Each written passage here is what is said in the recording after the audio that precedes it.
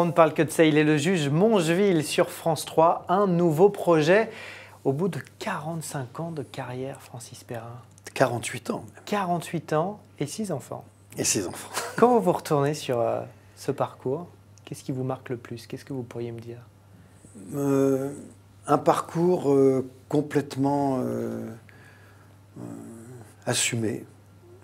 J'ai toujours voulu être indépendant, être libre de mes choix, de mes envies, de ma passion, qui était le théâtre et le cinéma, bien sûr, et l'écriture. Vous avez pu être tout le temps libre? Oui, vraiment. Et vous avez été libre de faire cette série sur France 3, parce que c'est le deuxième, et il y aura déjà on a tourné déjà 3, on a tourné 3, et puis là, cette année, on tourne 4, 5 et 6. Donc ça y est, je crois que c'est bien enclenché. Ça c'est un cadeau.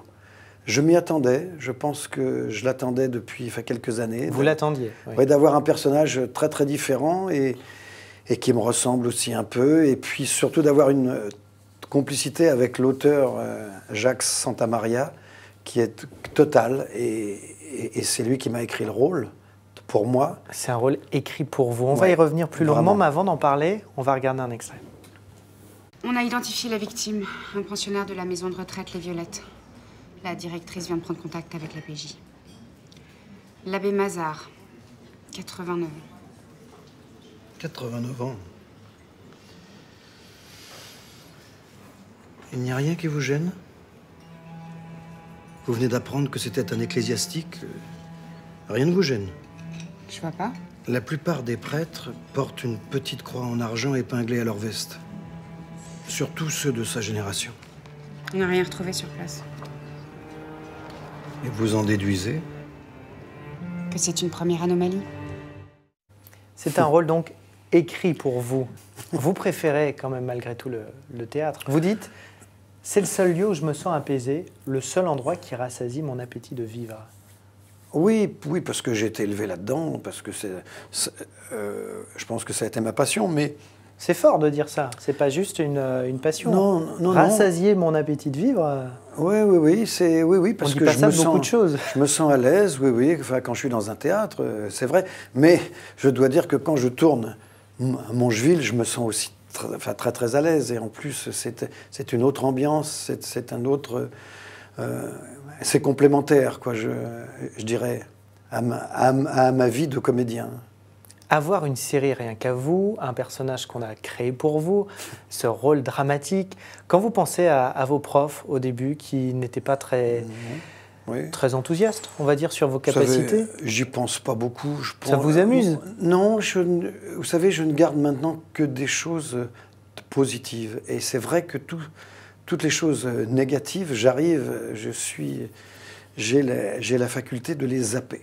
Et c'est vrai, les gens même qui ont dit bon, c'est pas grave, hein, vous savez, moi le principal c'est que j'ai réussi à faire vraiment un parcours où si on me demandait vous voulez changer quoi? Rien. Je referais pareil parce que c'est une chose que vous avez eu la carrière que vous méritez? Oui, je pense absolument.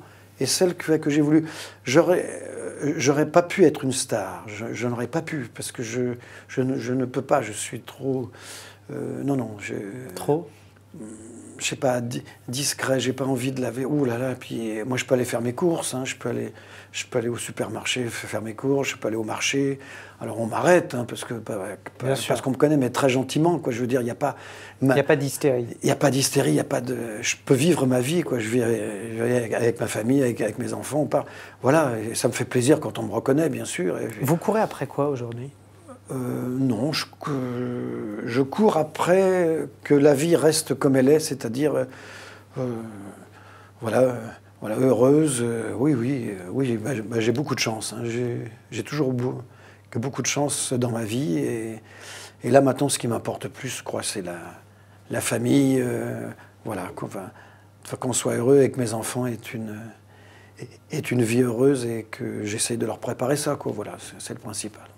On parlait du théâtre et de votre passion pour le théâtre. Vous incarnez le théâtre en France. Il y a une polémique cette semaine autour du Festival d'Avignon, après les municipales. Olivier Py dit « Si ma ville passe au Front National, je ne fais plus mon festival ». Alors, moi, je ne sais pas. Moi, je pense que c'est très difficile à dire ça. Moi, j'étais directeur de théâtre. Si le maire avait été un jour nommé Front National, moi, je me serais retiré. Mais le théâtre existerait toujours. Donc, je pense que le Festival d'Avignon n'appartient pas à Olivier Py, et que s'il n'est pas d'accord, ce que je comprends très bien, et ça, je suis entièrement d'accord avec lui. Mais là, il ne part pas avec son Festival d'Avignon, c'est pas son Festival d'Avignon. Donc ça, alors il faudrait aussi que les chorégies d'Orange, les chanteurs viennent plus chanter parce faut tenir bon. Bah, écoutez, oui, c'est tout de même une institution.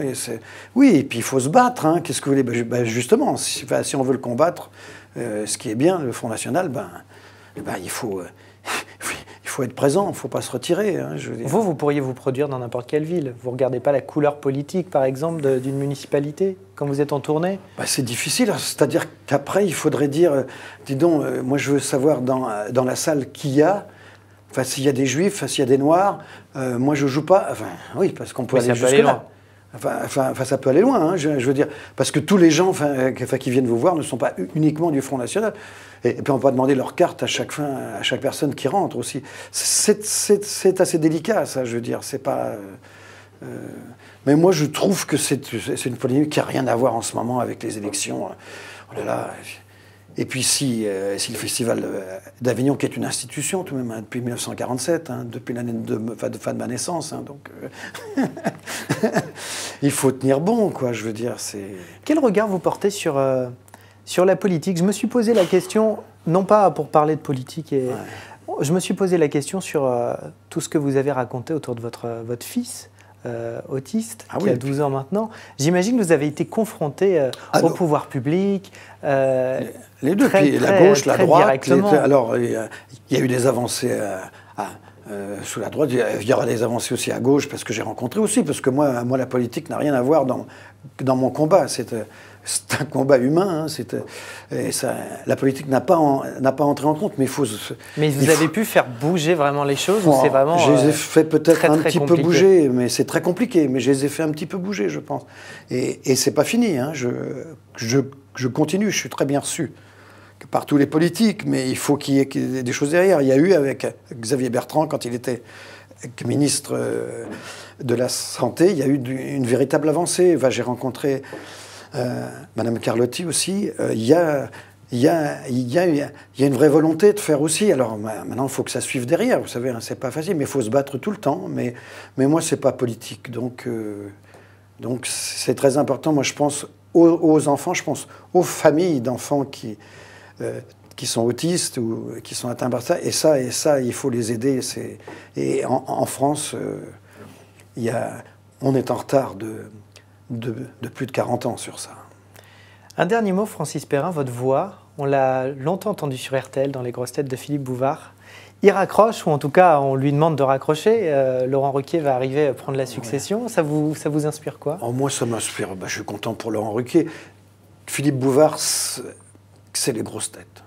C'est Philippe Bouvard, c'est tout ce qu'il y a eu. C'était les sketchs avec Sim, c'est 15 ans de... moi, j'en ai fait pendant 15 ans. C'est un souvenir extraordinaire. C'est merveilleux. Maintenant, il faut que ça aille. Je trouve que les grosses têtes, c'était Philippe Bouvard, et Laurent Ruquier, ça sera Laurent Ruquier.